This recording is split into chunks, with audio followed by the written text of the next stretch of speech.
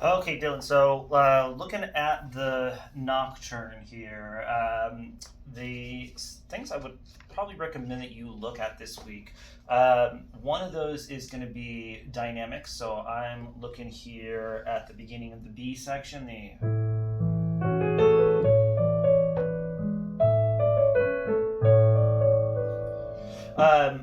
It may be noted differently dynamic wise on your page, but the that section, the first 8 bars are 2 phrases.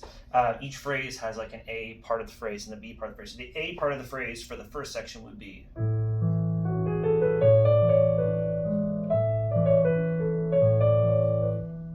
and the B part of that phrase would be.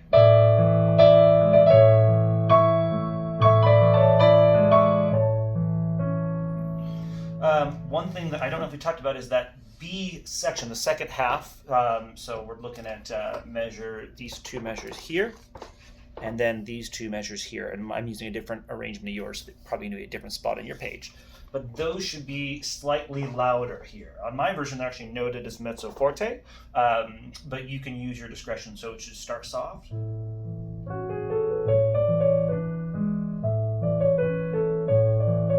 But then come up in volume.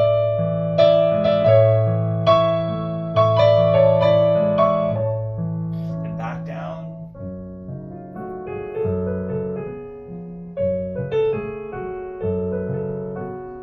Oop, that was wrong. But then louder here. And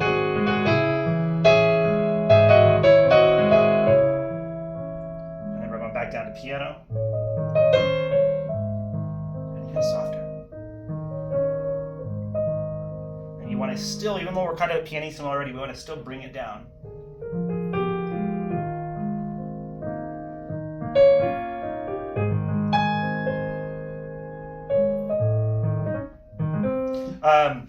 Also, this version has something I like, and I'm not sure it's recorded on yours as well. So that 5/4 measure at the end of the second part of the song, the B sharp that leads us into that third part is noted with a fermata. So we're going to hold that B sharp there. So you can hear that here.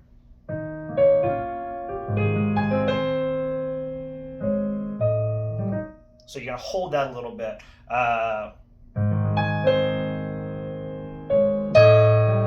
And now we want to start this next section that we want to start that forte, and then after we play through the first 4 bars, we're going to start to diminuendo down to like a pianissimo. So we'll start off.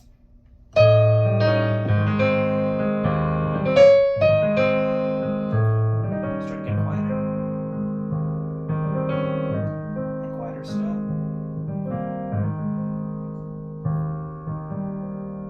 And a little retardando here as well.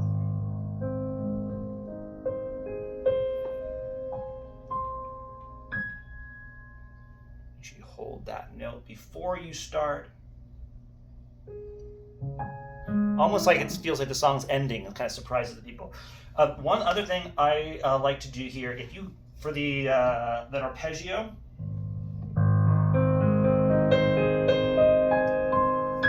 So there I held the pedal the entire time. You can hear it's a little bit muddy as you do that. So when you get to that last second inversion G sharp chord in the left hand, I would release your pedal right before you play those last 4 notes. So you're going to pedal down, and then a quick release on the pedal. So you're just hearing those last 4 notes held out. Again, pedal down, quick up. That takes out all that lower sound down there. Make sure that was a little fast, so you should be slowing down.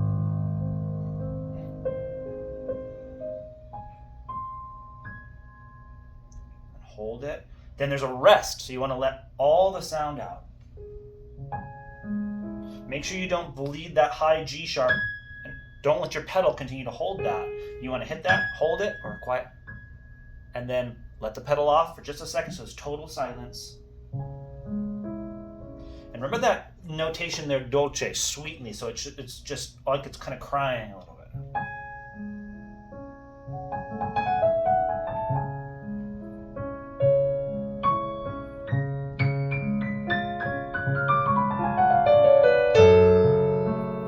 I'm sorry, that should be piano. And then it begins to build. So those are the things I would watch for in those sections there. And then the other one to remember is from where it starts here again, when the main theme comes back in. So we're going to go forward 1, 2, 3, 4, 5, 6, 7 measures. That's.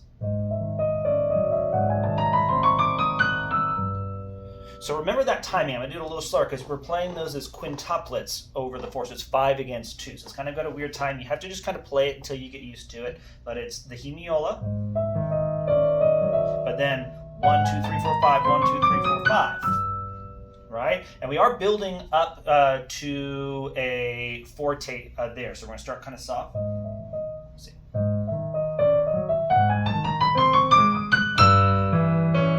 It's kind of one of the larger sections. I would make that one of your louder fortes. Let's see.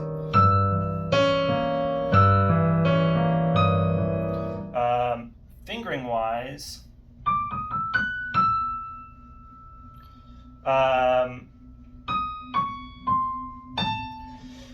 I might recommend that after that high E that you get up to here,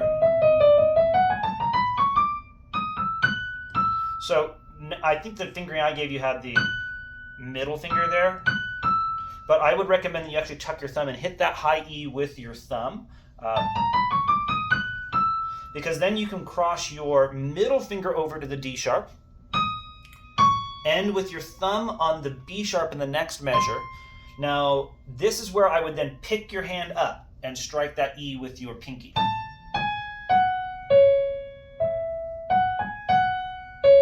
The other fingering doesn't matter as much, but that's a really good time to cross over because those, at least on the version I've got here and the way I played it, the slur lines indicate that that's kind of the break in the slur. So the B sharp and the A don't need to slur together, and that A is kind of accented, so you can bring that out by picking your hand up. Let's see. So that was wrong. Thumb, middle finger, pick your hand up, pinky. Oh, sorry, D sharp, that's what it is. And then you go into that trill. Okay. So really work on that timing with the 5. I'd recommend playing it with just the right hand first. The biggest thing is that all of those notes need to be even. Just practice doing that.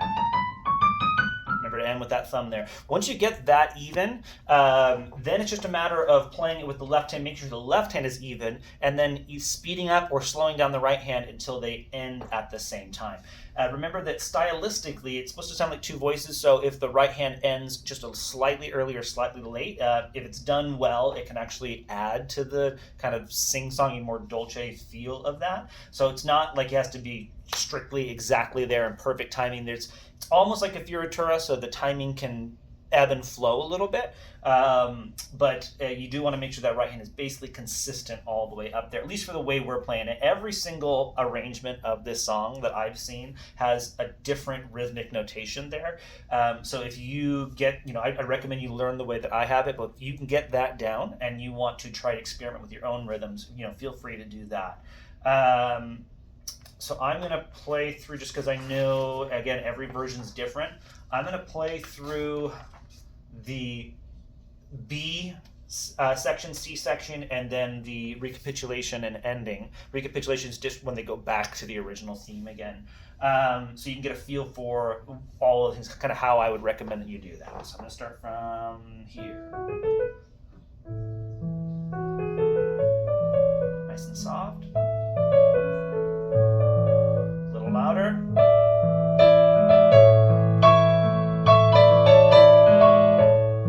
Soft again.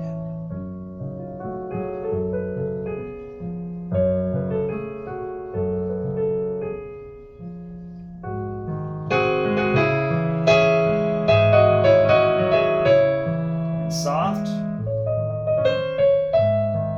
Even softer.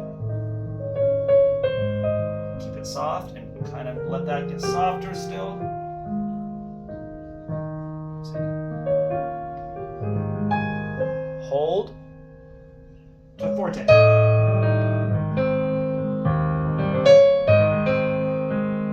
Get softer.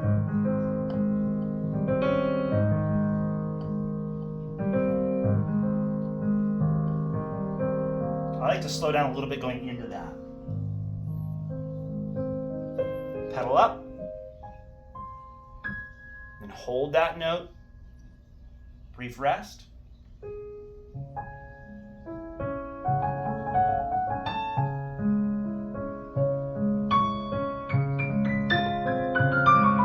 that's right. There it is.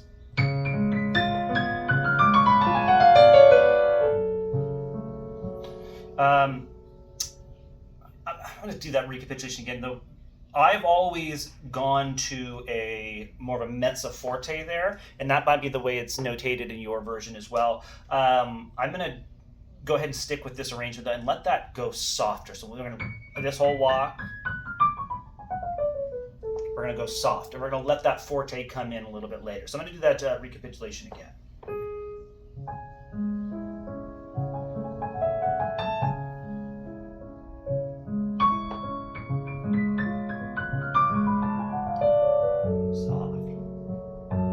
Louder, and soft again.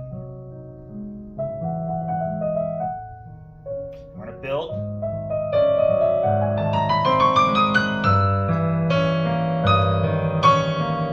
Up.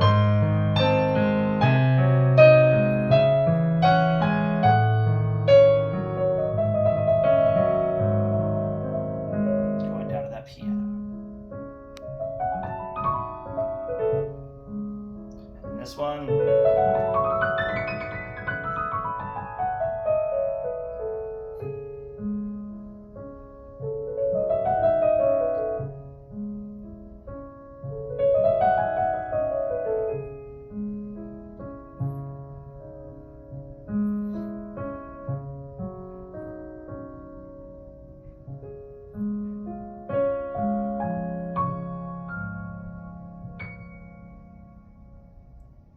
Hold there. Make sure you retardando there at the end.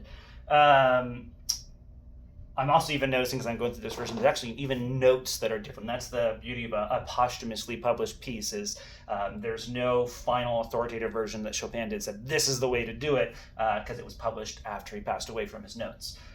He actually asked his publisher on his deathbed, he begged him to destroy all of his unpublished manuscripts, and thankfully his publisher ignored that request. But if you have any questions there, you let me know. Again, a lot of this is open to interpretation, but I'd recommend you do it the way we're doing it here first, and then you can really work on making the piece your own. But hopefully we'll get together next week, and then you're getting really close to where this just needs to be ran through several times so you can get really comfortable with it, and then we can really dig into some finer points. Only other thing I would throw in there is in that A section, there should be a little bit of a swell in each two measures. So each two measures should start off a little softer, get loud, and come down. Now, some of them are piano, some are mezzo forte, but relatively it should kind of swell up there. So for instance, it gets a little louder, but then gets quieter. And we start mezzo forte, but we're still going to get a little bit louder through this one. And then let it die out. Starting soft but swelling.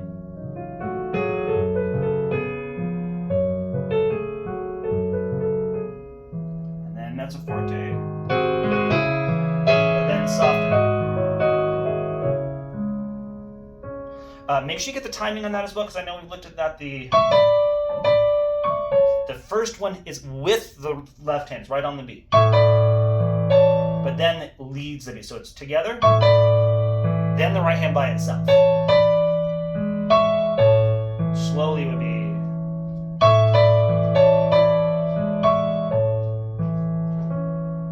Same thing with the other one. Let's see. Again.